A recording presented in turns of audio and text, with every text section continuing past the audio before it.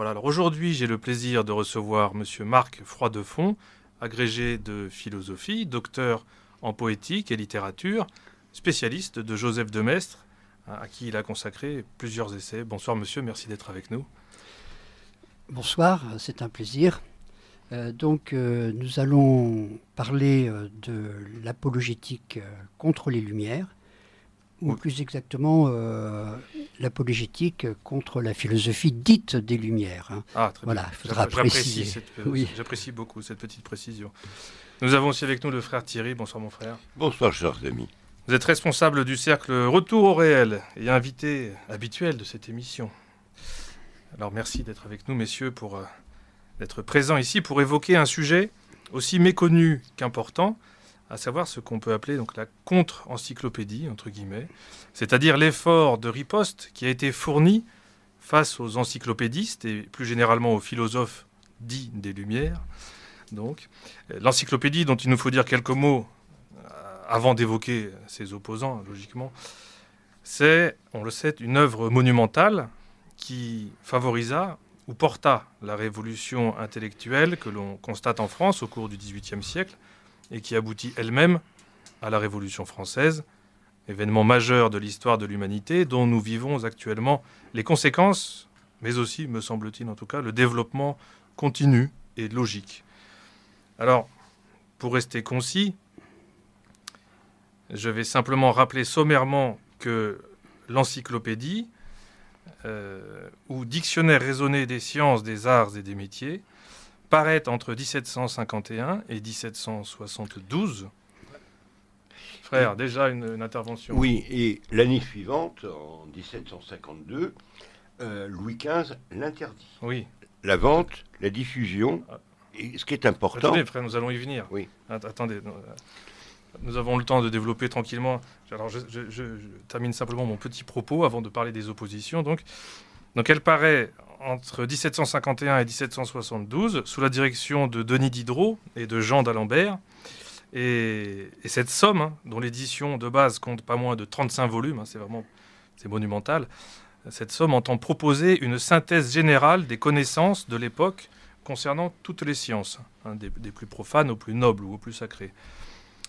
Le problème, c'est que cette œuvre diffuse, au fil de la parution de ces articles, un certain état d'esprit quelque peu subversif, spécialement envers la religion et envers le pouvoir politique, tel qu'il s'incarnait encore dans la royauté française. Et au-delà de l'état d'esprit, d'ailleurs, il y aura au fil du temps des attaques franches, et ça, nous y reviendrons peut-être dans quelques instants. Et donc, tout ceci vaudra, alors j'en reviens à ce que vous disiez, frère, vaudra à ce projet des oppositions intellectuelles, sur lesquels nous allons nous attarder ensuite, et aussi quelques réactions des autorités. Alors effectivement, le pape, l'autorité royale, tout d'abord. Oui, d'abord, le roi, en 1752, interdit l'impression, la diffusion, et même la possession. Et quelques années plus tard, je crois que c'est en 1759, Clément XIII met l'ouvrage à l'index. Alors la technique de l'encyclopédie, c'est le renvoi. C'est une technique très habile. Comme ça, on brouille les repères. Et l'usage, alors on ne connaît plus notre grammaire aujourd'hui, c'est l'ambivalence en français entre l'irréel présent, l'irréel et le potentiel. Et c'est une technique, comme ça, l'auteur pourra dire « mais j'ai jamais dit ça ». C'est pour éviter la censure. Ouais. Voilà. Et c'est une technique qui est employée beaucoup par Montesquieu, entre autres. Alors, pour en revenir simplement quelques détails sur la première interdiction, qui est obtenue sous pression des jésuites, dont nous allons peut-être parler aussi. Et des jansénistes. Parmi les opposants, qui font pression sur le Conseil d'État. Et donc, ils obtiennent cette condamnation et l'interruption de la publication de l'encyclopédie. C'est le Conseil d'État qui rend cette décision le 7 février 1752 d'interdire la vente ou l'achat ou la détention, un des deux premiers volumes parus, au motif qu'ils contiennent, je cite, « plusieurs maximes tendant à détruire l'autorité royale, à établir l'esprit d'indépendance et de révolte, et, sous des termes obscurs et équivoques, à élever les fondements de l'erreur, de la corruption des mœurs, de l'irréligion et de l'incrédulité. » Fin de citation. tiens, c'est intéressant de noter, me semble-t-il, que l'esprit d'indépendance en lui-même est à l'époque motif de réprobation, un peu évident. Hein. Aujourd'hui, je veux dire, ça doit paraître incompréhensible pour la plupart de nos contemporains. L'esprit d'indépendance, c'est une qualité, une vertu en soi. Alors, précisons aussi peut-être dans la foulée de cette interdiction que les encyclopédistes ont bénéficié d'appuis très haut placés, notamment de la protection de Malesherbes, qui était directeur de ce qu'on appelait la librairie, avec un grand L à l'époque, chargé donc de la censure, qui va défendre ce projet face au pouvoir. Pouvez-vous nous en dire quelques mots ? Parce que Marc Froidefond, parce que c'est, me semble-t-il, très révélateur de la diffusion déjà de ces idées nouvelles dites des Lumières au sein de la société, de la haute société, jusque dans l'entourage du roi, parmi les ministres, et dans le clergé aussi peut-être. Oui, on peut y voir une étape importante dans ce qu'on pourrait appeler la déchristianisation de la France. C'est-à-dire que non seulement l'autorité religieuse est critiquée, mais la foi elle-même se perd, et elle se perd en particulier dans l'aristocratie, dans la haute aristocratie, donc dans l'entourage du roi. Et même dans le clergé. Oui. On peut penser à l'abbé Deschamps. Oui. Donc, qui a été louangé par Voltaire. Bon, laissons ça de côté. Mais sans parler même de perte de la foi, il peut y aussi avoir un mélange de foi, de vraie foi, mais aussi d'erreurs philosophiques, de scories, de fragilité dans les fondements de la foi. Ce qui est intéressant à retenir, si on va avoir un regard moderne, que malgré les interdictions, ce livre s'est répandu sous le manteau, bien sûr dans l'aristocratie, dans le clergé, et ça me fait penser un peu à la diffusion des œuvres mises à l'index de Teilhard de Chardin, qui se sont diffusées comme si de rien n'était. Exactement le même processus. Et on voit aujourd'hui à quoi ça aboutit. Oui, alors on peut faire une remarque. Ce que le frère Thierry vient de dire est tout à fait juste. On peut faire la même remarque à propos de Rousseau. Quand son livre L'Émile a été interdit, eh bien, paradoxalement, comme on dirait aujourd'hui, ça a fait une publicité au livre, une publicité énorme, et il était très facile de se procurer les livres interdits, puisque beaucoup étaient imprimés en Hollande, on les faisait venir, et certains même étaient imprimés en France. L'éditeur marquait Amsterdam au lieu de marquer Avignon ou au lieu de marquer Rouen, et il était très facile de se procurer les livres interdits. Ça ajoutait du piquant, en quelque sorte, à la lecture, et lire des livres interdits, c'est une espèce de jeu aussi. Dans l'aristocratie, on a l'impression de faire un petit peu un pas à côté, on prouve sa liberté, son caractère. Ce sont des vices qu'on rencontre à toute époque, bien sûr. La tentation d'être en marge, de faire un pied de nez à l'autorité, tout en profitant aussi de cette autorité, puisque ce sont des aristocrates et que le système les protège, même s'il le critique. Tout ça, c'est ambigu. Alors, je voudrais juste dire un mot. Et ces idées avaient pénétré le haut clergé. On peut penser, par exemple, à Boudlomini. Oui. Alors, tout à fait. D'ailleurs, il faut faire une nuance quand même. Quand on dit que l'encyclopédie professe l'athéisme, alors c'est vrai, mais c'est vrai jusqu'à un certain point, puisque les gens ne sont pas devenus athées tout de suite. On n'est pas passé du christianisme à l'athéisme.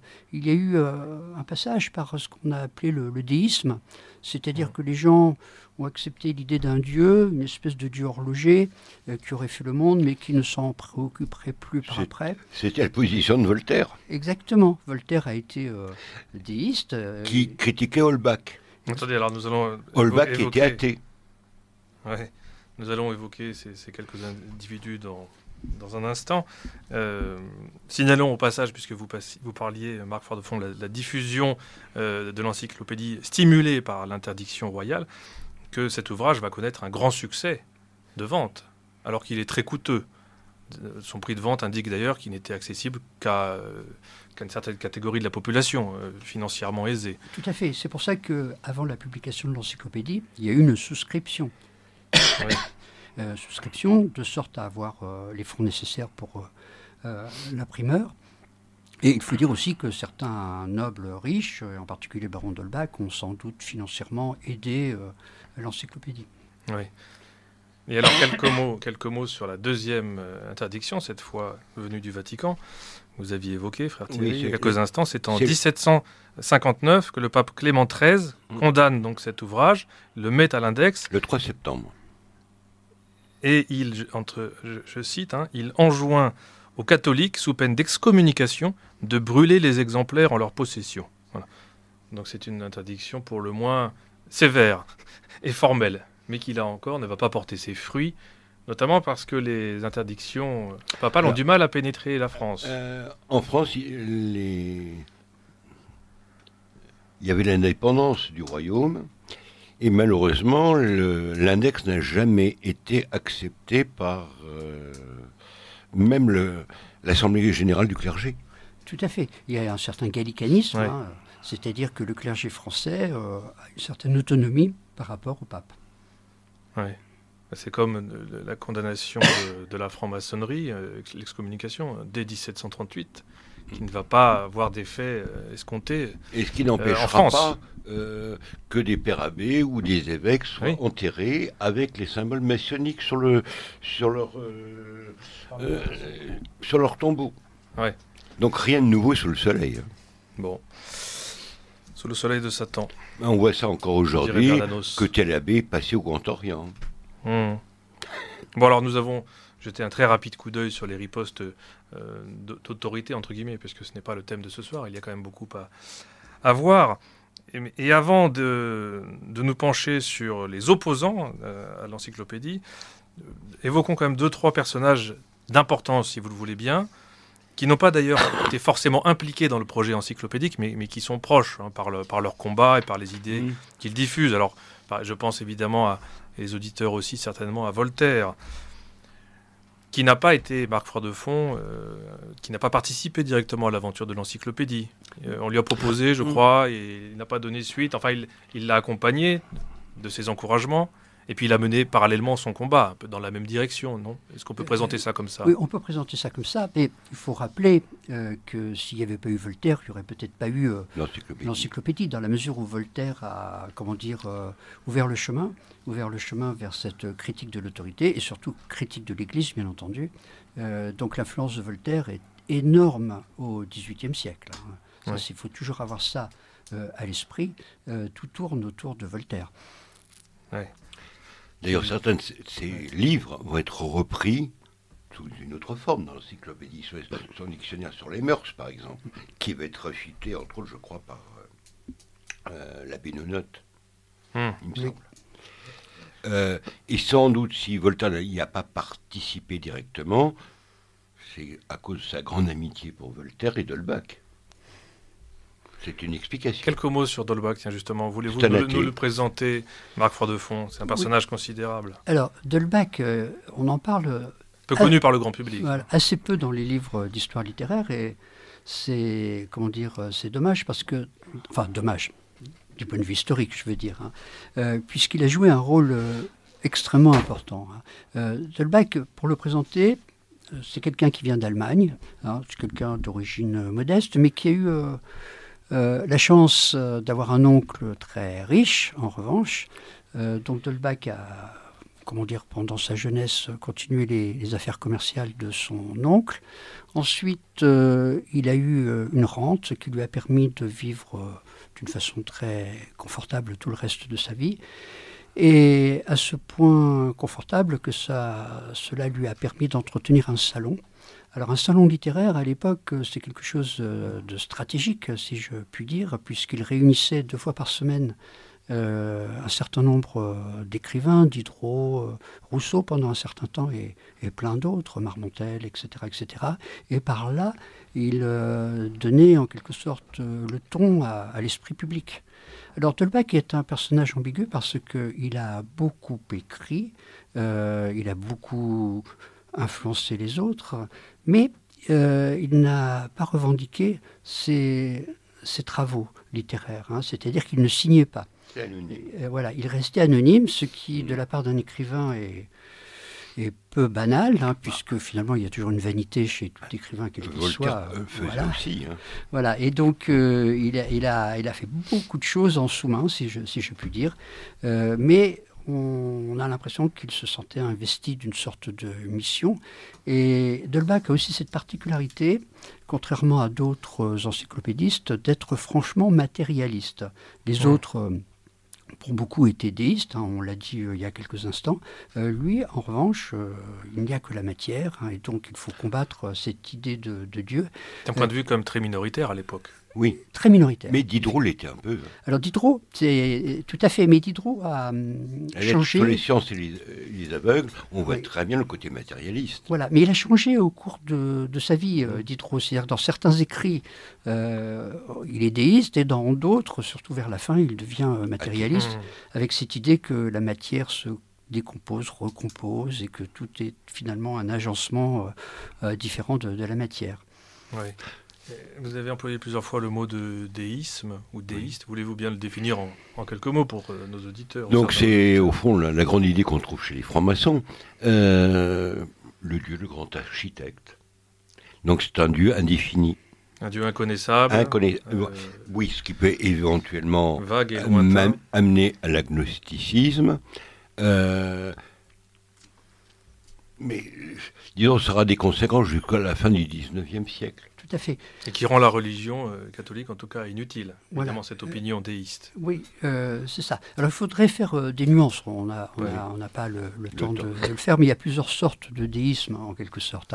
Il y a un déisme, vous venez de le dire, qui est le marchepied de l'athéisme. Et ce déisme-là, finalement, n'est rien d'autre qu'une ressucée, si je puis dire, de l'épicurisme. Mais d'ailleurs, c'est ce que disait un des controversistes, le Front de Pompignan. Oui. Le Front de Pompignan, c'est un personnage assez important à l'époque.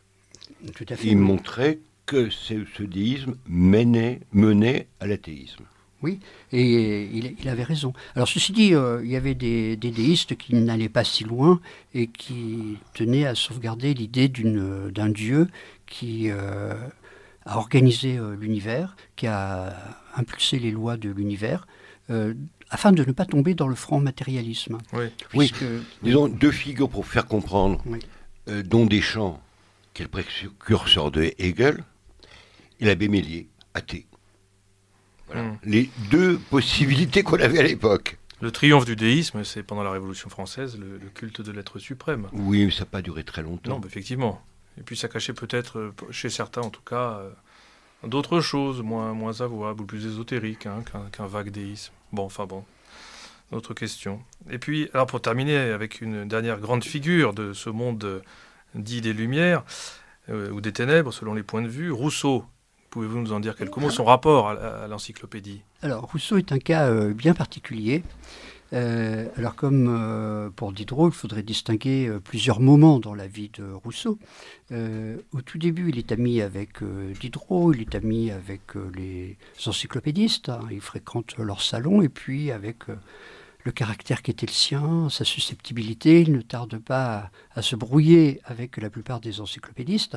Alors ça c'est anecdotique, mais du point de vue philosophique, il y a une grosse différence entre la plupart des encyclopédistes et Rousseau, car Rousseau insiste sur Dieu. Et il insiste notamment sur la conscience, la voie de la conscience. Il dit qu'en chacun de nous, Dieu nous parle, nous dit spontanément où est le bien, où est le mal, mais nos passions, la voix de nos passions est plus forte que la voix de notre conscience la plupart du temps. Et nous faisons le mal alors, sous l'influence de la société, puisque d'après Rousseau, l'homme est bon par nature, et c'est la société qui le corrompt. Mais chez Rousseau, il y a quand même cette insistance sur la conscience. La conscience, mais c'est un héritage, je pense, de la pensée protestante. Tout à fait, tout à fait. Il ne faut pas oublier que Rousseau est genevois, et que toute son enfance et son adolescence... Quoi qu'il va être banni à un moment de Genève. Oui. Et Voltaire l'invitera comme ça, tout à fait. Avec ironie, venez brouter l'herbe de nos vaches.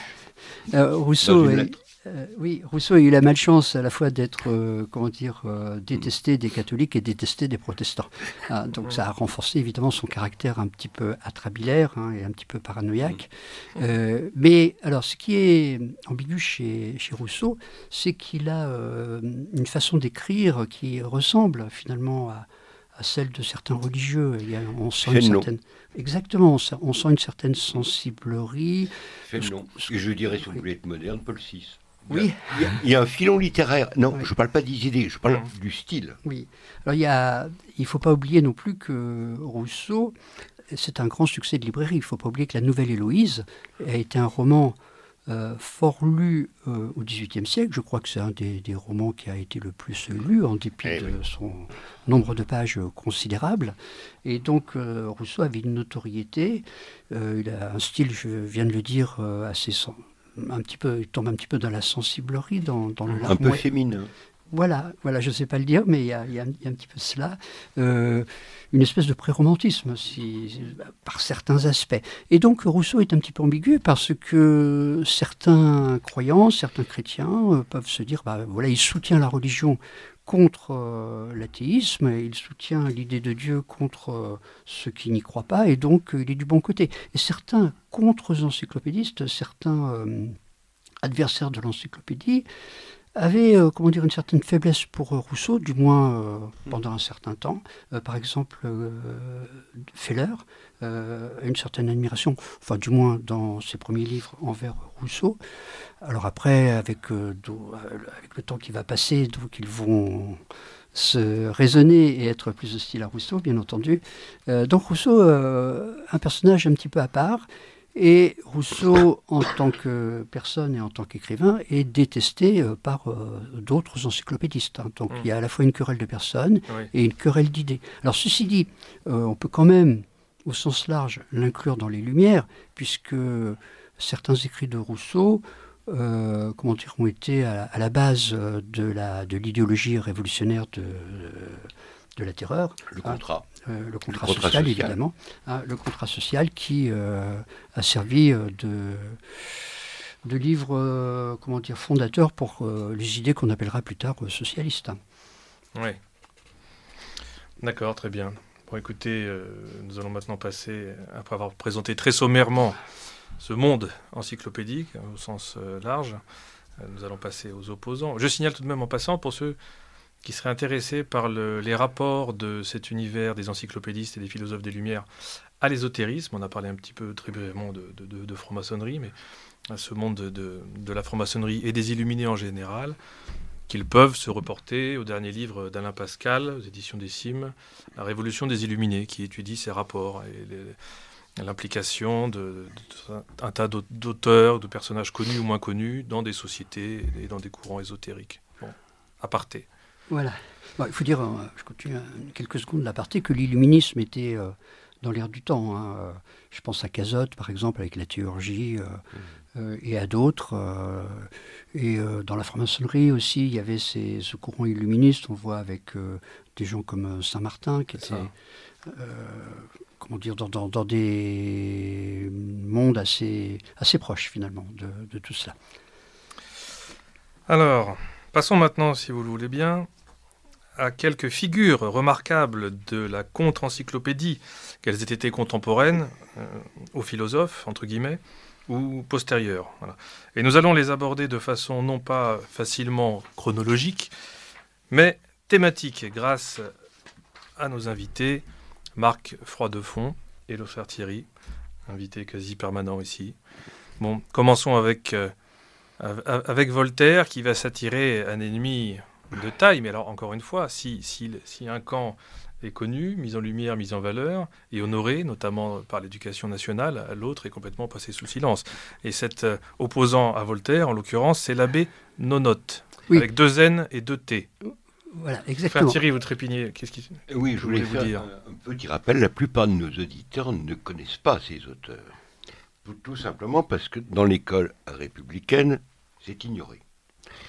Le seul manuel qui évoque ces figures, c'est l'histoire littéraire de Monseigneur Calvé, qui était en usage autrefois dans les écoles vraiment libres. Voilà. Oui, alors le frère Thierry a tout à fait raison. Alors il y a une raison à cela. Lors des débuts de la Troisième République, il ne faut pas oublier que l'idée républicaine était peu répandue, dans les campagnes notamment, où les gens spontanément étaient plutôt royalistes, ne serait-ce que par habitude, par tradition, plus exactement. Et donc, comme on a créé l'école publique laïque obligatoire, il fallait asseoir dans l'esprit des tout jeunes gens cette idée de république.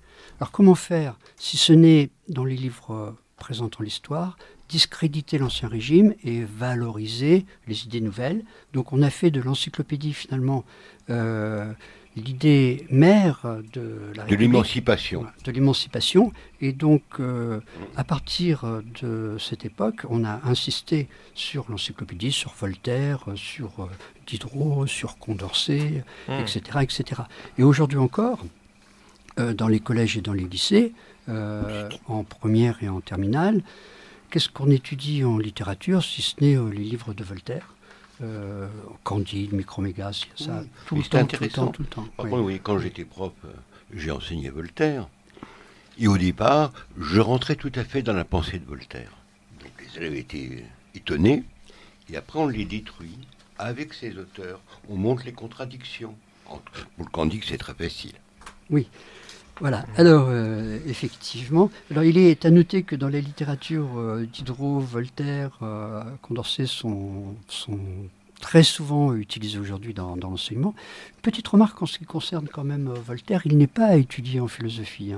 Ce n'est pas un auteur qui fasse partie de la liste des philosophes à enseigner, pour une raison bien simple, c'est que... C'est un vulgarisateur. D'une part, c'est surtout un destructeur, il critique les autres idées.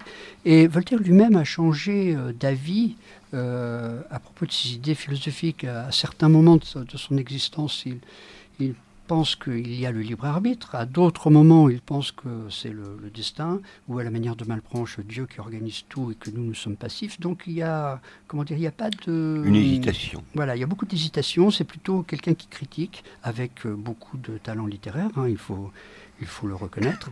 Mais ce n'est pas quelqu'un qui est construit. Et donc il n'a pas fait vraiment d'œuvre à proprement parler philosophique. Oui. Alors donc, les opposants à la philosophie dite des Lumières ou à l'encyclopédie ont été extrêmement nombreux. Et, quelques noms sont connus d'un certain public cultivé encore aujourd'hui. Malheureusement, très peu le sont encore. Mais à côté des gens qui ont eu un certain succès d'édition, on verra que certains opposants à l'encyclopédie ou certains opposants aux Lumières, ce sont les mêmes gens bien entendu, ont vu leurs œuvres plusieurs fois rééditées, avant la Révolution ou juste après la Révolution. Par exemple, Nonote, je crois qu'il y a eu 6 éditions. Oui, oui. Et ça a même été traduit en italien. Voilà, alors pareil pour les autres, il y a eu beaucoup de traductions en allemand, en italien, en espagnol. Et il faut savoir que l'œuvre du père Nonote a été encouragée, louangée par le pape Clément XIII et approuvée par saint Alphonse de Liguori. Oui. Alors sachez aussi, pour les auditeurs qui seraient curieux de connaître le personnage, la plupart de ses œuvres sont rééditées par que s'appelle Hachette, en lien avec la BNF. Avec la BNF, et vous pouvez le commander chez la librairie française. Oui, tout ça est réédité en facsimilé. Tous les auteurs qu'on va évoquer tout à l'heure. Voilà. Alors Nonote, a eu le courage de s'attaquer à Voltaire. Je dis bien le courage, parce que eu égard à la notoriété et à l'influence et au pouvoir, puis-je dire, au pouvoir idéologique de Voltaire, ce n'était pas rien. Oui, alors, Nonote, excusez-moi, franc-comtois, né en 1711 et décédé en 1793. Alors au départ, il était jésuite. C'est un jésuite, oui. Mais après, il retourne vers son lieu de naissance, dans le clergé diocésain. Oui. Mais par force, puisque parce que la dissolution de la compagnie. Et il est surtout connu par sa réputation de Voltaire, de son essai sur les mœurs. Oui, exactement.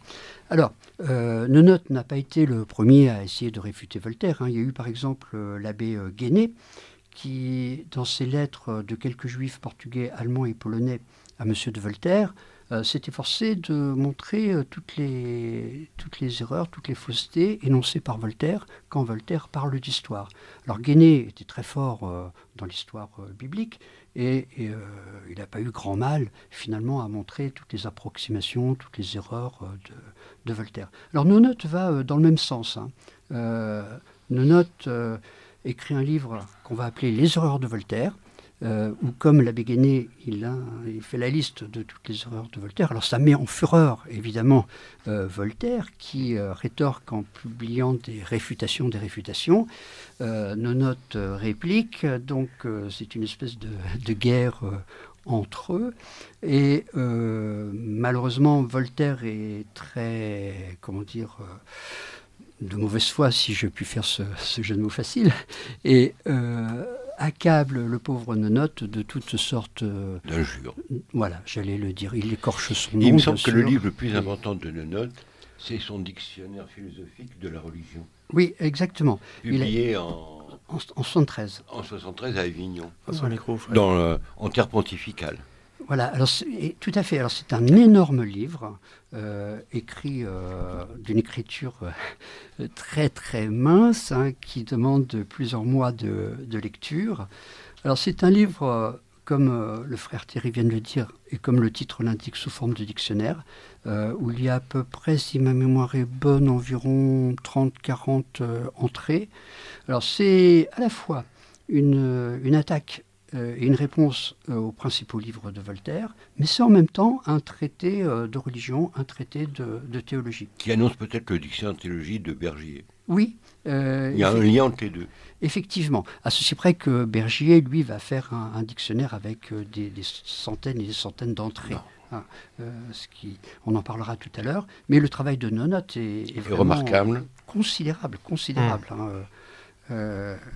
Donc il faut inviter nos lecteurs, nos auditeurs à découvrir cet auteur. Voilà. Alors, j'ajouterais que le style de Nonote, et je ne dirais pas qu'il est lourd parce que ça serait péjoratif, mais disons c'est assez compact, intellectualisé, pour reprendre un mauvais terme à la mode, et ça demande une certaine volonté un effort, un certain effort. Mais l'enjeu est considérable, parce que à travers Nonote, c'est toute la destruction de Voltaire et toute la destruction de l'idéologie des Lumières qui est en marche. Alors bien évidemment, on ne parle plus guère aujourd'hui de ce livre, et il est méconnu. Il est réédité. Oui, mais on comprend que Voltaire est réimprimé plutôt. Oui, réimprimé. Alors tout à l'heure on donnait l'orthographe de Nonote. Il y a plusieurs orthographes en concurrence. Donc il ne faut pas que les éventuels auditeurs qui s'intéresseraient à Nonote, enfin j'espère la plupart des auditeurs, s'arrêtent sur des difficultés orthographiques. Des fois il y a 2 N, des fois il y a un N. À propos de Nonote, ça n'a aucune importance. On le trouve assez facilement. Alors, puisqu'on a parlé de Bergier, on peut en dire quelques mots. Je vais insister un petit peu plus. C'est peut-être l'auteur le plus connu. Oui, exactement. Parce qu'il a été réédité et en usage dans les séminaires jusqu'à la fin du 19e siècle. Oui. Bergier ? Ah oui, son dictionnaire de théologie. Mais simplement pour terminer sur Nonote et Voltaire. Alors Nonote est complètement passé dans l'oubli.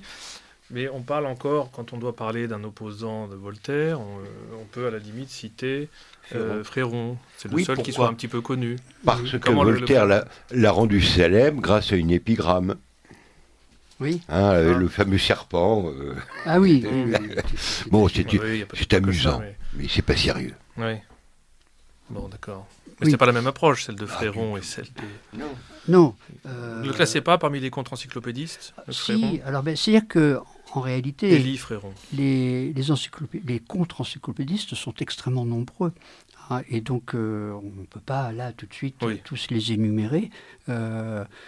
D'autant que si certains ont une certaine notoriété encore aujourd'hui, bien que faible par rapport aux encyclopédistes eux-mêmes, d'autres étaient beaucoup moins connus, mais avaient fait en leur temps œuvre efficace malgré tout.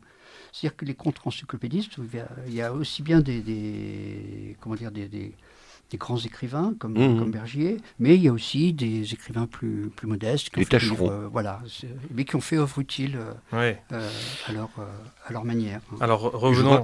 Il y a une réfutation très remarquable, je ne rappelle plus de quel contre-encyclopédiste, d'un texte de Voltaire essentiel, si on veut comprendre notre aujourd'hui, la prière à Dieu. Oui. Peu importe ton nom, si on te prie en civil ou avec des ornements, on pense tout à fait au discours d'un certain personnage dont romain. dont je préfère taire le nom. Certes. Alors revenons, si vous voulez bien, à l'abbé Bergier. Nicolas Sylvestre Bergier. Encore un franc-comtois, tiens. Oui, oui. Une terre décidément fructueuse. Oui, et il faut reconnaître que beaucoup de nos contre-encyclopédistes Chassé, ça, viennent de province. Hein.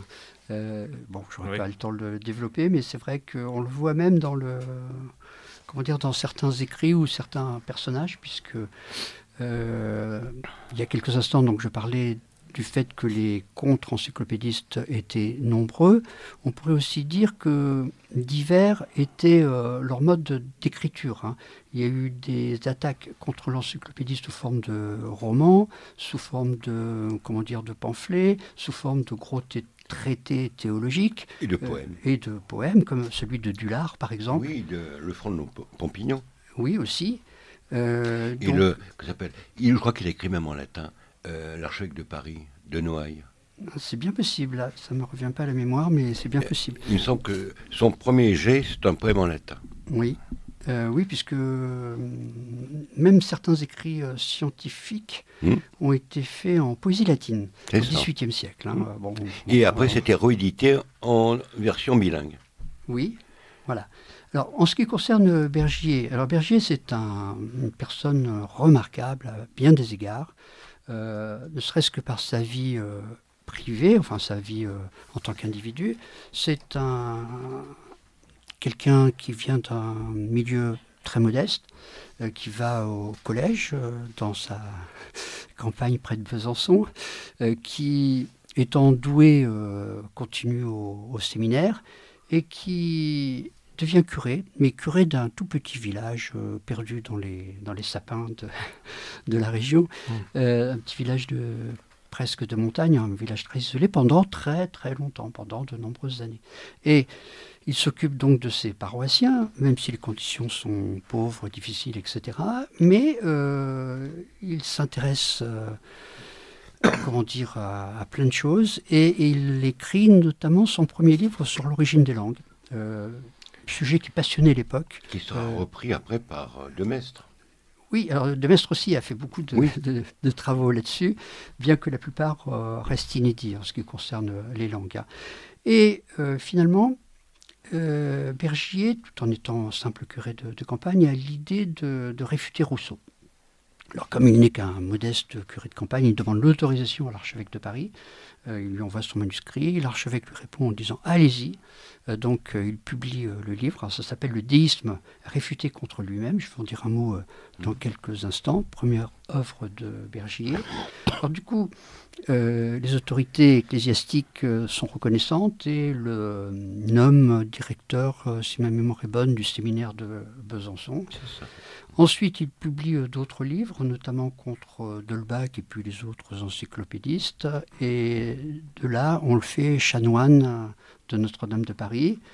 Et comme Bergier se plaint de la longueur des offices qui l'empêche de lire et d'écrire, il est nommé confesseur. Voilà, il est nommé confesseur de certains membres de la famille royale, ce qui l'amène à habiter à Versailles. Ouais. Il lui laisse beaucoup de temps libre et il va occuper ce temps libre à écrire. Je vais en parler dans quelques secondes parce que les œuvres de Bergier sont monumentales. Ouais, c'est tout à fait le mot.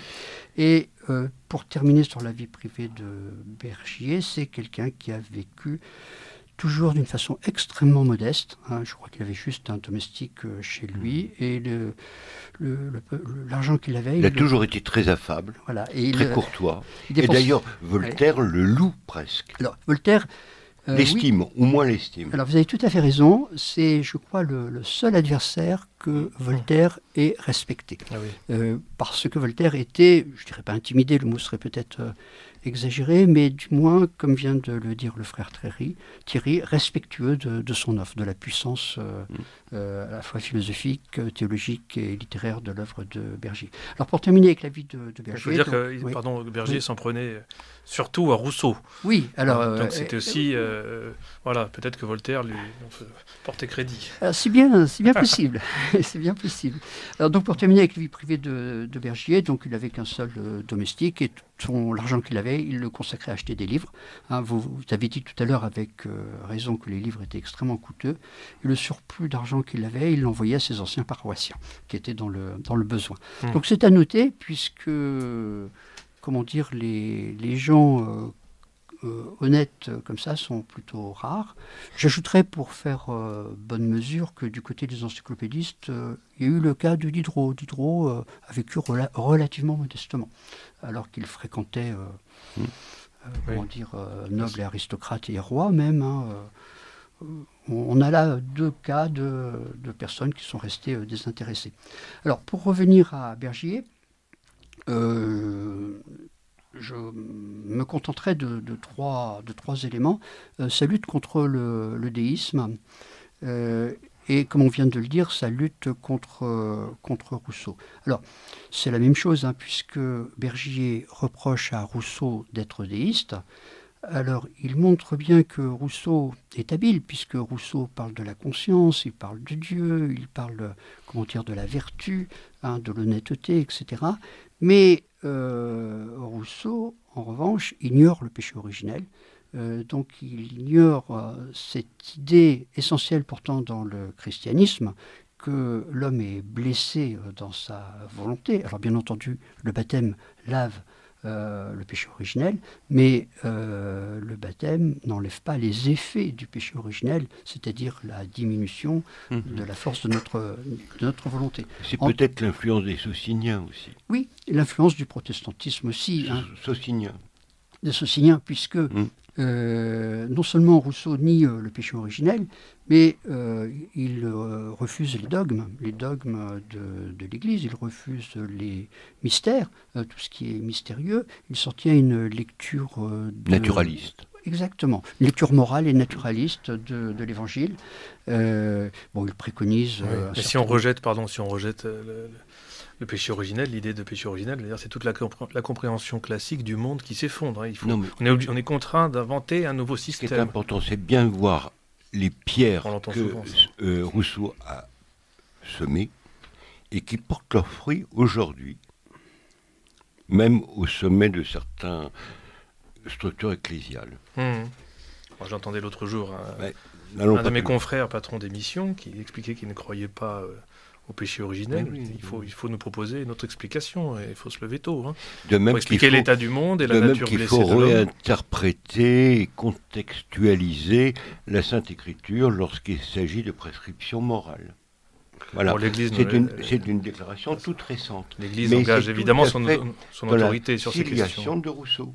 Oui, alors effectivement, puisque Rousseau, dans le sillage de son éducation protestante, finalement, incite les gens à lire eux-mêmes la Bible, à lire eux-mêmes les textes religieux, sans avoir besoin d'être éclairés par la tradition de l'Église. Or, Bergier insiste sur cette tradition.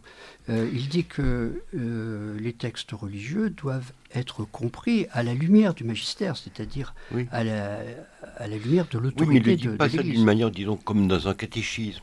On sent peut-être l'influence de saint Augustin, disons au début du christianisme, où c'est l'Église qui va donner aux fidèles les livres sacrés et en rejeter d'autres. Oui. On sent l'influence d'Augustin chez Bergier.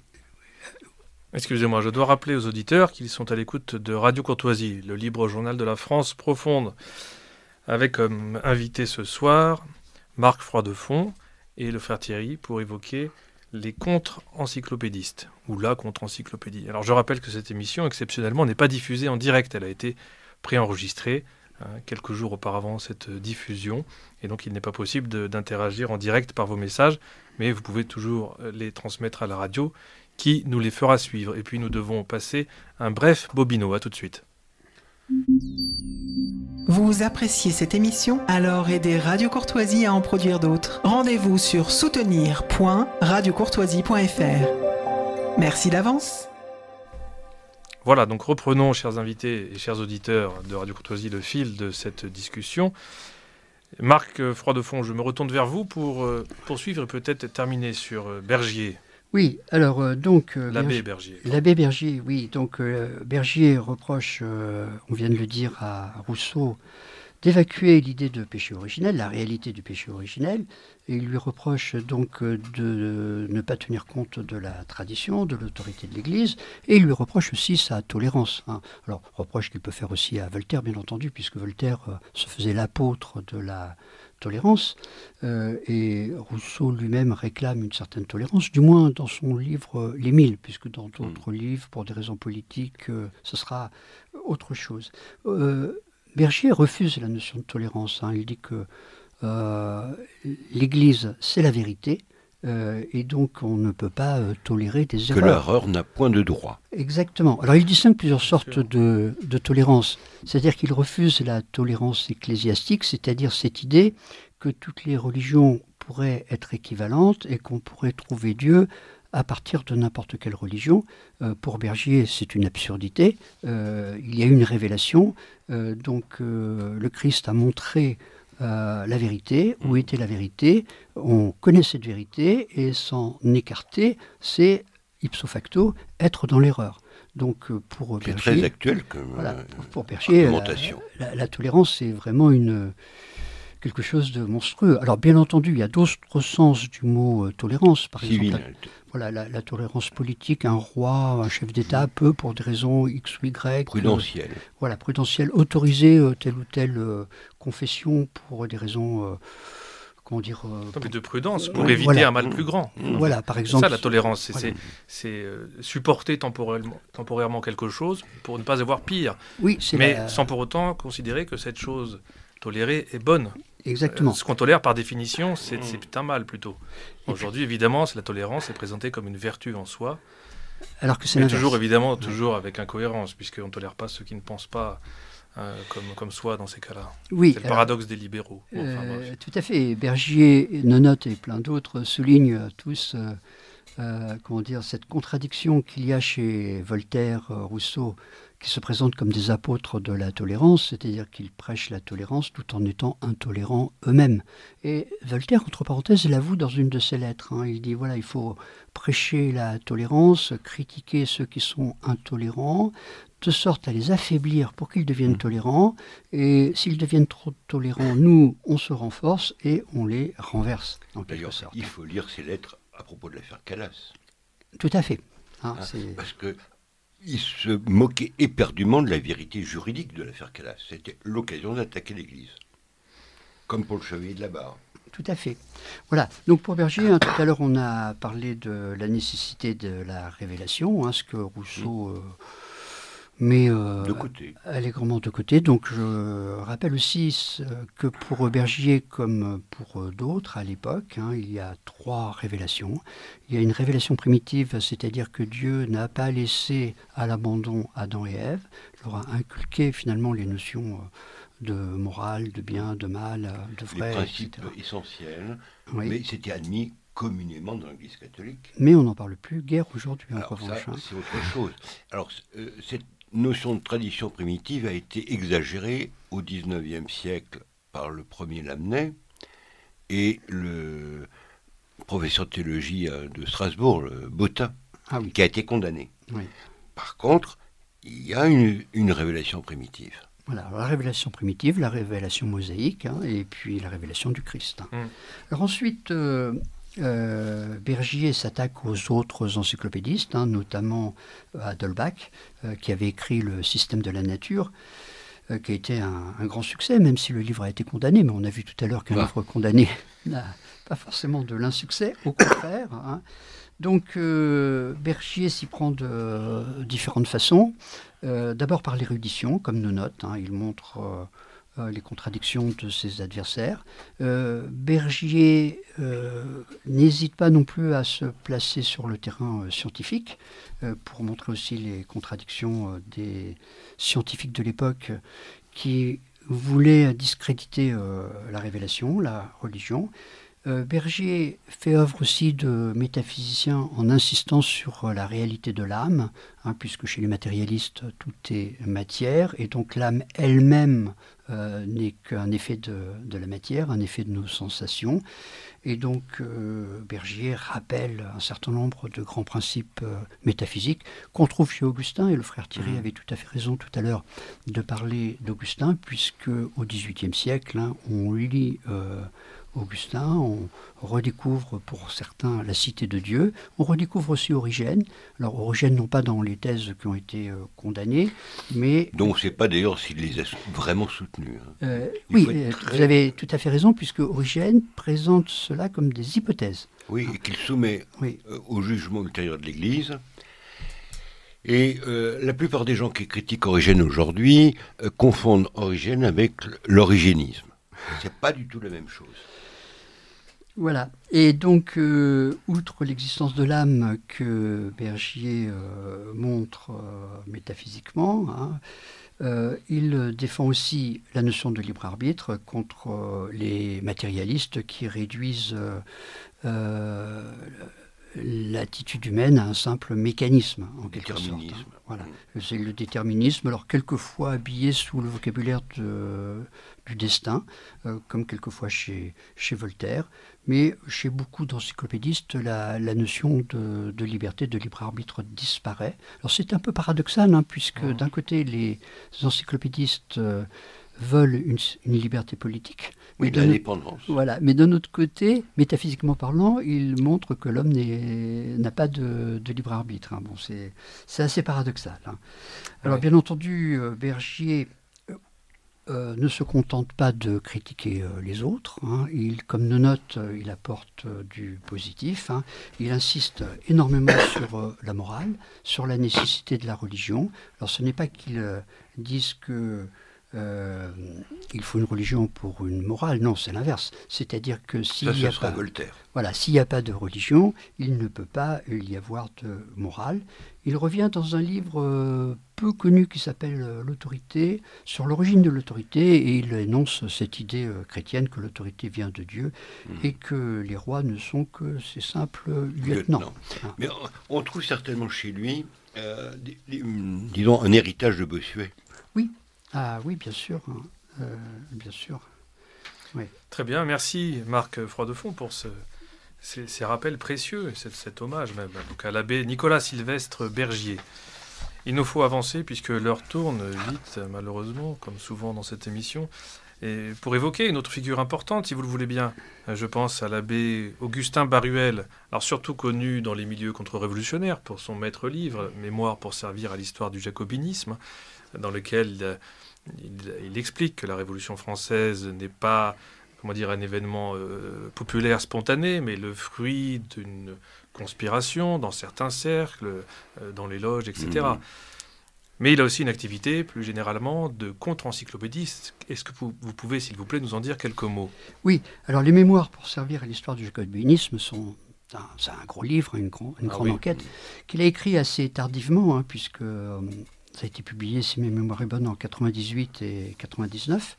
Mais bien avant, en 84 jusqu'à 88, il a publié un livre en plusieurs volumes qui s'appelle Les Helviennes. Alors, Helvienne, c'est un peu bizarre. Il reprend le nom latin Helvii, qui désignait du temps des Romains les habitants du Vivarais, d'où il est issu. Donc, il écrit un livre qui s'appelle Les Helviennes ou Lettres provinciales philosophiques. Un livre très curieux, puisque c'est un livre avec un certain humour. Il imagine une espèce de correspondance entre une baronne un petit peu naïve, mais pleine de bonne volonté, qui veut se faire initier au philosophisme, à la philosophie des Lumières, par un chevalier. Et il y a un troisième personnage qui est le provincial et qui lui rectifie évidemment les outrances et les erreurs et les absurdités de l'encyclopédie et de la philosophie des Lumières en général. Donc il y a quelquefois un petit peu d'humour, il y a un petit peu il y a une petite intrigue, etc. Il y a un petit côté plaisant puisque c'était dans l'air du temps. Il fallait évidemment plaire au public. Mais à côté de cela, il y a des développements, intellectuels extrêmement forts, extrêmement puissants. Alors, d'un côté, d'une certaine manière, Baruel réfute nombre d'encyclopédistes de son époque. Le premier tome est consacré à la géologie, à l'astronomie. Il critique Buffon, avec tous les débats qu'il y avait à propos de la datation de la Terre ou la formation de la Terre expliquée par des raisons astronomiques. Il montre les contradictions des uns et des autres, ce qui, de la part de Baruel, suppose une connaissance scientifique assez poussée pour pouvoir réfuter comme ça tous les autres. Il critique aussi d'autres figures de l'époque, notamment Maillet, qui avait écrit Téliamède, dans un livre dans lequel Maillet essayait de montrer que les hommes finalement descendaient des poissons, une espèce de transformisme avant Lamarck, voilà, et bien avant Darwin. Il critique bien entendu d'Holbach, notamment avec cette idée que seul le hasard aurait pu faire le monde, et donc il critique longuement d'ailleurs le matérialisme, et bien entendu, il critique Voltaire, cela va de soi, l'ennemi principal, et comme Nonotte et comme Bergier, il montre les contradictions que l'on trouve chez Voltaire, contradictions qui sont assez nombreuses, et il les dénonce, il s'en moque, etc., etc. Alors Baruel, tout comme Bergier, met en avant l'immatérialité de l'âme et bien évidemment l'existence de l'âme, montre bien que l'homme est l'union d'un corps et d'une âme, etc. Même s'il y a un mystère dans cette union, il dénonce le matérialisme et comme Bergier, le fatalisme, etc. Donc l'œuvre de Baruel est importante et il est peut-être dommage qu'aujourd'hui on ne retienne de Baruel que ses mémoires pour servir à l'histoire du jacobinisme. Alors livre important, je ne dis pas. Mais qui rétrécit un peu, voilà. Parce que il me semble qu'il prépare par certains côtés de Maistre. Oui. Par sa conception qu'on trouve déjà chez Bossuet, providentialiste de l'histoire. Oui, qu'on retrouvera quelques dizaines d'années plus tard chez Bossuet, ses réflexions sur l'histoire. Oui, donc l'œuvre de Baruel est importante en tant que contre-encyclopédiste. Voilà. Et c'est dommage que ce livre soit moins connu que le précédent, car il mériterait tout autant de l'être. Et plus philosophiquement parlant, je veux dire, l'autre est davantage historicisant, si je puis dire, et celui-ci plus philosophique au sens noble du terme philosophique. Bon, très bien. Écoutez, merci d'avoir un peu réparé ce soir cette injustice mémorielle envers l'œuvre de Baruel. Je voudrais vous parler d'un autre contre-encyclopédiste qui est peut-être moins connu que les autres, mais qui en son temps a quand même une certaine notoriété. C'est l'abbé Crillon. L'abbé Crillon... CRI2LON. Voilà, comme, comment dire, le monument, enfin le palais qu'il y a à Paris. Donc l'abbé Crillon est issu d'une famille importante, puisqu'un de ses ancêtres était un combattant d'Henri IV, un combattant glorieux d'Henri IV. Et son père est duc de Crillon. Voilà, c'est ça. Si je ne dis pas de sottises. Oui, c'est une famille noble très importante d'Avignon, du comtat venessin. Oui, voilà, ce n'est plus le modeste abbé Bergier. Ah non, là nous sommes à l'autre bout de l'échelle sociale. Voilà. Et donc Crillon publie un livre qui s'appelle Mémoire philosophique du baron de... 3 petits points là, puisqu'il ne donne pas de nom. Et le sous-titre, c'est L'adepte du philosophisme ramené à la religion catholique. Alors ce livre est lui aussi une espèce de roman, puisqu'il s'agit de mémoires qui ne sont pas de vraies mémoires, c'est une histoire inventée pour donner une intrigue. Et c'est l'histoire d'un jeune homme qui vient d'Allemagne et qui veut s'initier au philosophisme, qui rencontre des philosophes, etc., qui se prend de sympathie avec les philosophes. Mais heureusement, il rencontre aussi des gens, catholiques, vraiment catholiques, qui le détrompent, qui le font revenir de ses erreurs. Alors dans ce livre, il y a un rappel des idées catholiques les plus fondamentales. Il y a une critique, évidemment, comme chez les autres contre-encyclopédistes, de la philosophie des Lumières. Mais l'une des originalités du livre de Crillon, c'est de montrer la stratégie des encyclopédistes. Car il y a une stratégie. On appellerait ça aujourd'hui du marketing. Heureusement, le mot n'existait pas à l'époque. On n'était pas encore dans le franc-anglais. Il est toujours banni à Radio Courtoisie, en théorie. Alors, quelle est cette stratégie des philosophes? Bon, elle est pas difficile à deviner, mais il le montre bien. À l'époque, c'était peut-être moins flagrant. Alors, les philosophes investissent tous les lieux littéraires, bien sûr, petit peu par petit peu, de sorte à avoir la majorité dans les assemblées et à imposer leur point de vue. Ils placent tous leurs amis comme précepteurs des enfants de nobles. De grandes familles. De grandes familles, bien sûr. C'est le système de la mafia. Exactement. Et on peut penser à une certaine mafia de Saint-Gall. Mais si on veut moderniser... Oui, d'accord. Mais c'est tout à fait le même système. Il place au point névralgique. Oui, c'est ça, l'éducation. Et ils utilisent les salons des femmes. Alors, les femmes ne sont pas convoitées pour elles-mêmes, mais elles sont convoitées par l'influence qu'elles peuvent avoir. On peut penser à Madame du Châtelet. Voilà, auprès des décideurs. Donc, ça nous renvoie au travail de Cochin, Augustin Cochin, sur les salons, le rôle des salons dans la diffusion des idées nouvelles. Oui. Son livre s'intitule Les sociétés de pensée et la démocratie moderne. Oui. Un classique à lire, à avoir dans sa bibliothèque. Ah, vous avez tout à fait raison. Tout à l'heure, au début de l'émission, on avait parlé du salon de D'Holbach. Alors, il y a eu d'autres salons de ce genre, notamment tenus par des femmes. Oui, Madame du Châtelet. Exactement. Alors, une autre stratégie, c'est d'influencer le peuple, c'est de créer ce qu'on appellera plus tard l'opinion publique, finalement, d'influencer le peuple par le prestige littéraire, par l'effet de mode. Joseph de Maistre dira plus tard que la mode fait tout en France. Et une dernière stratégie des philosophes, c'est de s'adapter à leurs interlocuteurs. Et la dissimulation. Voilà, c'est ça. La dissimulation grâce à des techniques littéraires.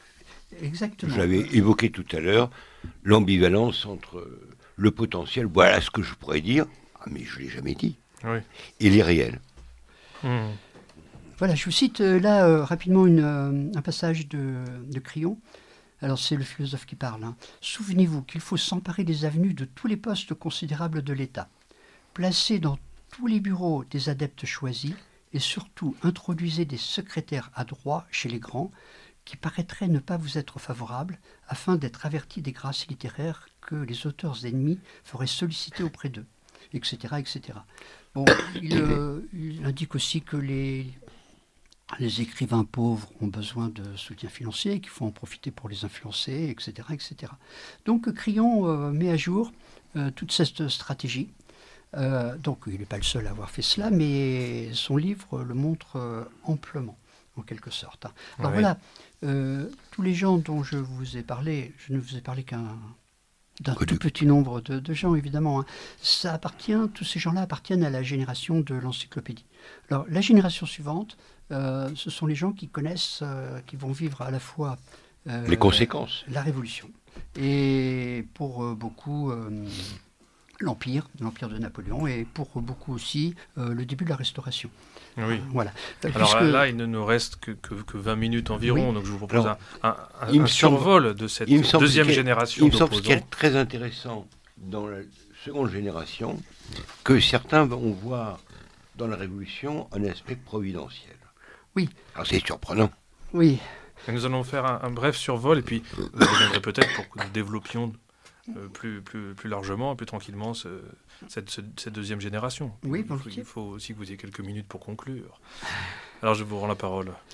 Voilà, donc la plupart des écrivains que nous avons cités meurent juste avant la Révolution, ou du moins pendant les premières années de la Révolution. Quelques-uns vont un petit peu plus loin, mais donc ils atteignent une certaine vieillesse et ne font plus parler d'eux. Donc cette génération suivante, on la voit avec les gens qui connaissent la Révolution. Alors cette Révolution française, elle est tout de suite comprise comme le résultat de la philosophie des Lumières, comme la concrétisation politique des idées théoriques de la philosophie des Lumières. Alors évidemment avec du plus, du moins, avec des nuances propres à chaque auteur, bien entendu, il faudrait nuancer tout cela.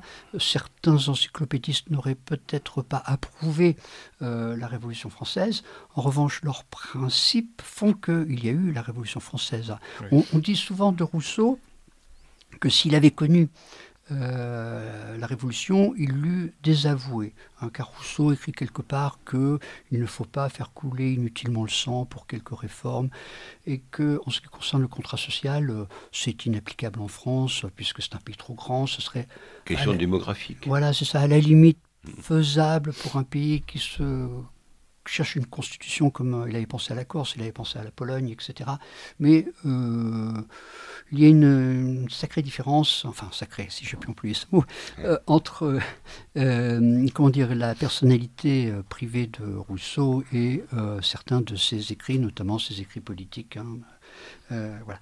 Alors, pour parler des gens qui ont connu et qui ont critiquer la Révolution, il y a d'abord les acteurs de la Révolution, non pas des gens comme Robespierre, non, pas du tout. Je veux parler du tout début de la Révolution, parce qu'on oublie souvent que la Révolution a été commencée par des royalistes, c'est-à-dire des gens qui ne voulaient qu'une réforme du système. Qu'une monarchie à l'anglaise. Exactement, et qui ne s'imaginaient pas des suites, bien entendu.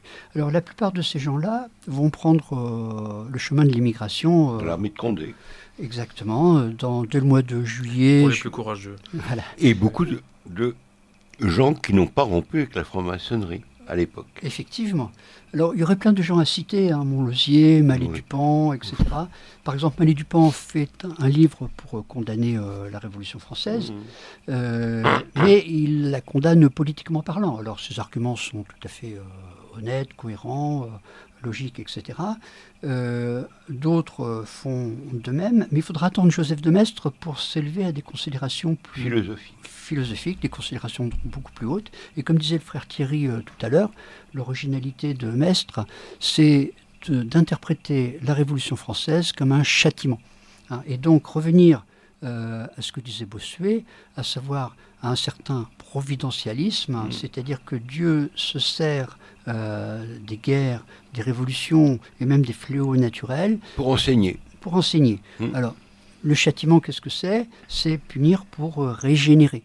Alors pourquoi la France doit-elle être punie ? La réponse, elle est facile à deviner. La France, autrefois, avait une mission chrétienne. Elle devait aider le catholicisme. La France a trahi sa mission et, au contraire, a développé le matérialisme, l'encyclopédie qui a donné, évidemment, cette révolution française. Alors politiquement, c'est vrai que on peut aussi dire qu'il y avait une certaine décadence de l'aristocratie et de l'épiscopat, enfin je veux parler des hautes sphères de l'épiscopat avant la Révolution, mais c'est surtout l'abandon de la foi qui est punissable en quelque sorte. Donc pour Joseph de Maistre, il y a une interprétation providentialiste de la Révolution. Mais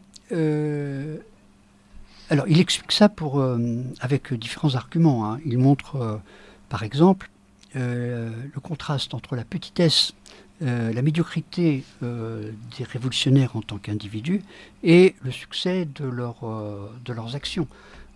Comment se fait-il que des gens comme Saint-Just, comme Robespierre et d'autres eussent pu avoir le pouvoir alors que finalement, il n'en avait pas du tout les capacités, l'étoffe, etc.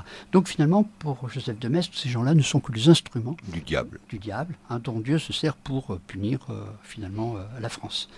Alors Joseph de Maistre fait aussi une analyse des résultats politiques de l'encyclopédie, et en particulier la Déclaration des droits de l'homme. Alors il n'est pas le seul à faire cela. Par exemple, Claude Rivière avait écrit un jésuite. Voilà, des textes remarquables à propos de la Déclaration des droits de l'homme, en montrant que ces droits de l'homme oublient complètement Dieu. Alors Joseph de Maistre reprend cette même idée, que ce sont des des droits qui ne concernent que l'homme et donc qui oublient la dimension religieuse de l'homme. Mais encore autre chose d'important, c'est que la théorie des droits de l'homme vise un homme universel, un homme abstrait. Qui n'existe pas. Voilà. Et donc, alors, on n'a pas le temps, mais ça vaudrait le coup peut-être un jour de faire une émission là-dessus. Oui, voir que la Déclaration des droits de l'homme n'a jamais été votée par les assemblées révolutionnaires, mais ça a été une sorte de chiffon pour exciter les gens. Et que c'est peut-être dans la filiation des idées des philosophes et théologiens de l'école de Salamanque. Disons d'un thomisme dégénéré espagnol. Mais bon. Oui, on met en avant les droits sans... Des droits abstraits. Des droits abstraits. Alors justement, Joseph de Maistre, lui, insiste sur la spécificité des nations. Chaque nation est comme un individu qui a son histoire, qui a son tempérament, qui a ses particularités, qui a ses lois. Et une loi qui pourrait être bonne dans tel pays peut être franchement mauvaise dans tel ou tel autre, eu égard à la mentalité, aux coutumes, etc., etc. Donc Joseph de Maistre, finalement, montre que dans toute cette idéologie-là qui découle de l'encyclopédie, l'attention est trop portée sur la notion d'homme abstrait, comme a dit le frère Thierry. On pense par exemple à la statue de Condillac. C'est-à-dire on imagine un homme comme si c'était une statue, on lui découvre telle faculté, telle autre, telle autre, telle autre, et à partir d'un individu, on construit un système politique. Général. Voilà, comme si la société n'était qu'une espèce de contrat entre différents individus autonomes, et qu'on fait une société comme on va chez le notaire, on fait un contrat, et la théorie des droits de l'homme est une espèce de contrat, finalement, qui prétend fonder une société en oubliant l'histoire, en oubliant... Elle l'a détruit. De Maistre montre bien que ces principes-là détruisent une société. Oui. Et d'une manière littéraire, Balzac dira la même chose. Ah, tout à fait. Voilà, très important. Frère Thierry a raison d'insister sur l'aspect philosophico-politique de l'œuvre de Balzac. Qui est effectivement... Moi, j'aime beaucoup Balzac parce qu'il est devenu légitimiste alors que les princes n'étaient plus. Oui. Donc, c'est pas par intérêt.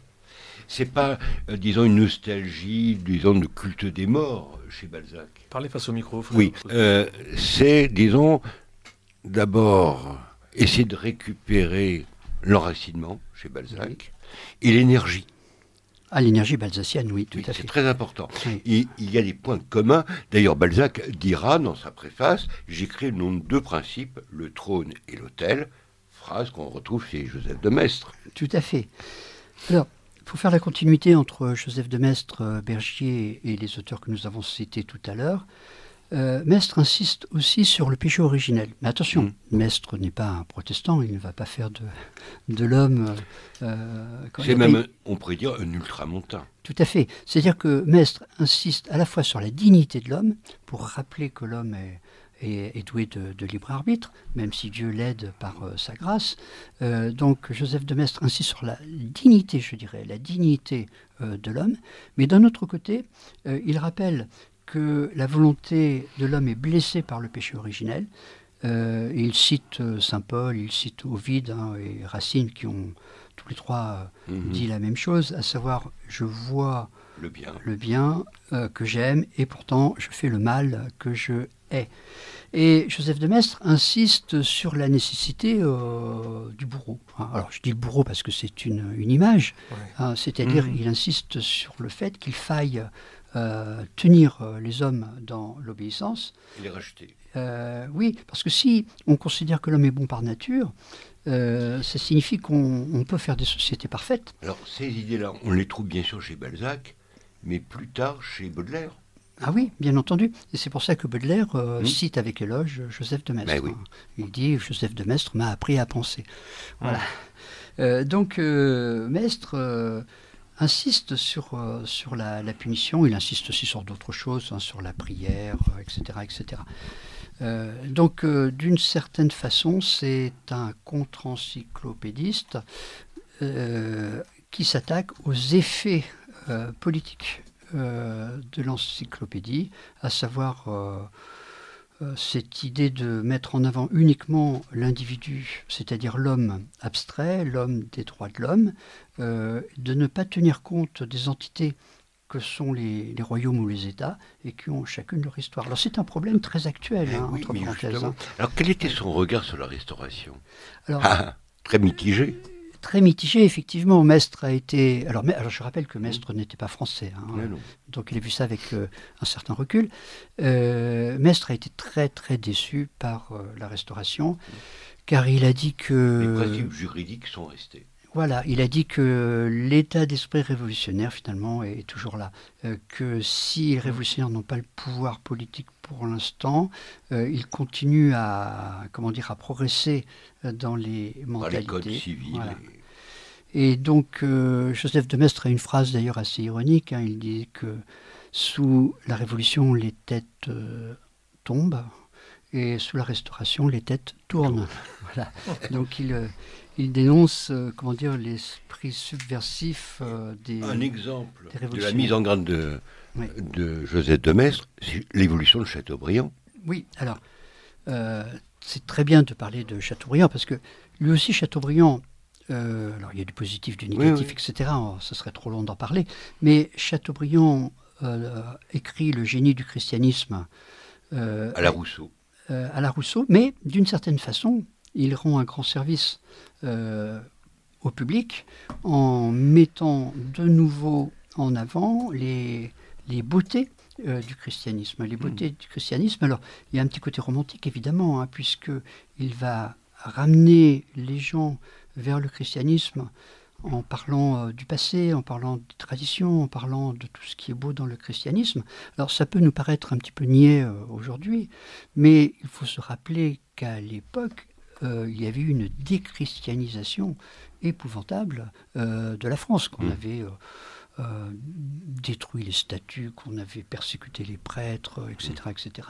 Et donc avoir le courage de revenir au christianisme, c'est une belle chose. Alors évidemment, les mauvaises langues vont dire que Chateaubriand avait senti le vent venir et qu'il avait profité.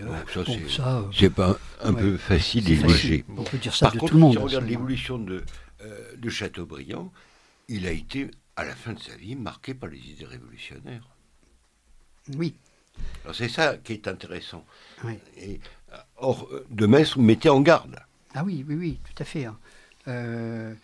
Maistre était assez critique vis-à-vis des concessions que faisait le roi Louis XVIII, révolutionnaire, notamment avec la charte, par exemple. Oui, bien sûr. Voilà. Et puis, il était qu'octroyé. Oui, tout à fait. Ouais. Et puis, Maistre était aussi désolé non seulement de l'état de la France, mais de l'Europe en entier, puisqu'il voyait les idées révolutionnaires se perpétuer et même, d'une certaine façon, gagner, s'enrichir aussi par la philosophie. C'est-à-dire que, selon Joseph de Maistre, la philosophie de Kant était négative, puisqu'elle introduisait une critique de la religion, une distinction qui était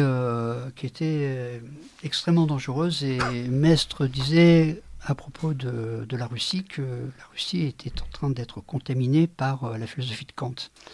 Voilà. Et donc voilà ce que l'on peut dire à propos de Maistre. Alors il y aurait beaucoup de choses à dire. J'imagine évidemment, puisque vous êtes, Marc Froidefond, un spécialiste de Maistre. Je signale d'ailleurs qu'il y a 2 livres dont vous êtes l'auteur qui sont disponibles actuellement à propos de cet homme, Joseph de Maistre, La Nation contre les droits de l'homme. Et donc, petit livre sorti il y a quelques mois. Et puis la réédition toute récente d'un livre important, Théologie de Joseph de Maistre. Alors ça vient d'être réédité au format poche. Bon, il ne faut pas avoir trop de problèmes de vue, mais c'est édité aux éditions classiques Garnier. Voilà, 15 €. Un livre important, mais dans ce cas, il faudra revenir nous parler plus tranquillement et plus largement de Maistre. Et un petit coup d'œil chez les étrangers, si vous le voulez bien, rapidement, avec un Irlandais, par exemple. Vous voulez parler de Burke, par exemple? Oui. Voilà. Alors Burke a en quelque sorte précédé Maistre, parce que Burke a écrit en 89, au tout début de la Révolution française, ses fameuses réflexions sur la Révolution française. Oui. Et Burke, alors les gens ont été un petit peu surpris que Burke condamne la Révolution française, puisque Burke avait soutenu l'indépendance des Américains. Oui. C'est un libéral, un voilà. franc-maçon. Mais l'argument de Burke est très très important, et Maistre a été très admiratif de Burke.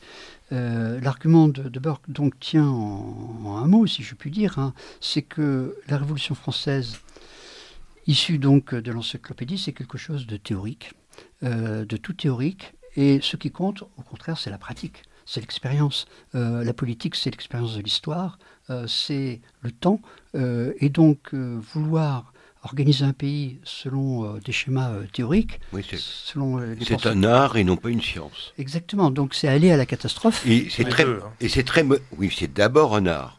Et aujourd'hui, on voit très bien, Convaincu. on a mis le primat sur la science, sur la technique. Oui, et là c'est une suite, si je puis dire, de l'encyclopédie, parce que Ah oui. pour détruire la Alors, il y religion... a bien sûr des échelons, il y a Auguste Ouais. Comte, comme ça, Ouais. mais quand on regarde le gouvernement actuel, on voit très bien, c'est le gouvernement des choses. Voilà, et puis on pourrait rajouter, bon... Ça dépend ce qu'on entend par science. Ouais. C'est d'abord une philosophie politique. Oui, mais c'est un art. Aussi, Mais d'abord, je suis pas sûr. Bon, enfin bon, Bon. écoutez, c'est un on débat. fera une émission débat. Oui. Ouais. Terminons si vous voulez bien. Alors, avec pour le- conclure, je disais que l'encyclopédie est une entreprise antichrétienne, même si certains encyclopédistes n'en ont pas toujours été conscients, notamment certains déistes, mais d'autres l'étaient au contraire très bien, hein, notamment Holbach, hein, qui détestait la religion, toute religion, quelle qu'elle soit.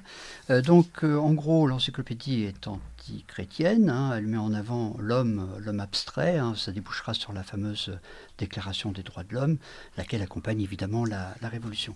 Alors, pour conclure, je dirais que l'esprit révolutionnaire a survécu à la Révolution, et je dirais même s'est renforcé, développé, et a abouti à deux autres révolutions, hein, la Révolution de 1830 et la Révolution de 1848. 48. Oui, Alors, rien que pour la France. Voilà, Il y a aussi et des alors, conséquences ailleurs, d'autres révolutions. notamment celle de 48, hein, puisqu'elle a eu des effets dans toute Toute l'Europe. l'Europe. Ah oui. Alors, il y a une idée qui va prendre de l'importance à partir de la Révolution de 48. Hein, on en parlait déjà avant, mais c'est surtout à partir de 48, c'est l'idée de suffrage universel. Et le droit des C'était- peuples. Alors, oui, les suffrages... Alors oui, alors, il y a aussi le principe des nationalités, etc. Alors, Mais pour c'est me- très, très intéressant si on regarde Frère certains Thierry. pays, je vais très rapide, Oui. des pays de l'Europe centrale qui étaient sous domination ottomane. On voit se greffer des idées contre-révolutionnaires et des idées révolutionnaires. Tout à fait, oui. C'est fascinant à voir. Oui, c'est Ouais. difficile à suivre pour, Oui. comment dire, nos esprits qui ne sont pas habitués à de telles complexités. Et vous parliez, Marc Fortefond, du suffrage universel, idée qui devait séduire nos révolutionnaires, nos libéraux, mais qui a mis du temps à être appliquée, pour la simple et bonne raison que, concrètement, ça aurait donné une voix majoritaire au camp, si je puis dire, contre-révolutionnaire, Aux femmes. notamment par les femmes et par les gens des campagnes, Oui, qui étaient alors, plus conservateurs. oui, C'est aussi pour ça que les révolutionnaires ne se sont pas battus vraiment pour imposer le suffrage universel tout de suite. Ils ont attendu que le vent soit plus favorable. exactement. D'autant plus que ce C'est pas très suffrage cohérent. a toute une histoire. Avant, il y a eu le suffrage censitaire, bien sûr, hein, du temps de Louis-Philippe. Ensuite, on développe l'idée de suffrage universel avec en même temps la notion de peuple au sens socialiste du terme, enfin, si je puis employer le mot. Et je voudrais terminer par une citation d'un poète russe. Alors pourquoi un poète russe? Parce qu'il voit ça de loin, si je puis dire, hein, et il est effrayé, lui en Russie, de ce qui se passe en Europe. Et il considère finalement que la révolution de 48, c'est la fille, en quelque sorte, de la révolution de 89. Et cette révolution de 48 met en avant, d'après lui, l'individu et donc l'égoïsme de l'individu. Et je termine par cette citation. Tchoutchev va parler de cet individu en employant l'expression le moi humain, le moi au sens de Pascal, hein, de l'amour-propre de Pascal. Donc, alors je cite, « Le moi humain, ne voulant relever que de lui-même, ne reconnaissant, n'acceptant d'autres lois que celles de son bon plaisir, le moi humain, en mots, se substituant à Dieu, ce n'est certainement pas une chose nouvelle parmi les hommes, mais ce qu'il était, c'est cet absolutisme du moi humain érigé en droit politique et social et aspirant à ce titre à prendre possession de la société. C'est cette nouveauté-là qui, en 1789, est appelée la Révolution française. Bon, puissante réflexion qui nous servira de mots de conclusion. On peut appliquer ça au wokisme, au LGBT. Il faut donner une traduction moderne. Oui, alors c'est tout à fait ça. C'est-à-dire que le mot humain, qu'est-ce que c'est? Oui. C'est soi-même. Alors qu'est-ce qu'il y a dans soi-même? Il y a le corps. Donc on va voir nos plaisirs, nos pulsions, nos tendances. Choses inimaginables dans la philosophie classique d'avant l'encyclopédie, où on était... la philosophie classique, c'est Cicéron, c'est la dignité humaine, l'esprit qui gouverne le corps et non pas l'inverse. Mens agitat molem, disait le poète latin. Bon. Merci messieurs, il nous faut nous quitter. Voilà. Merci Marc Froidefond, merci frère Thierry. À bientôt chers auditeurs et puis bonnes vacances à ceux qui en prennent.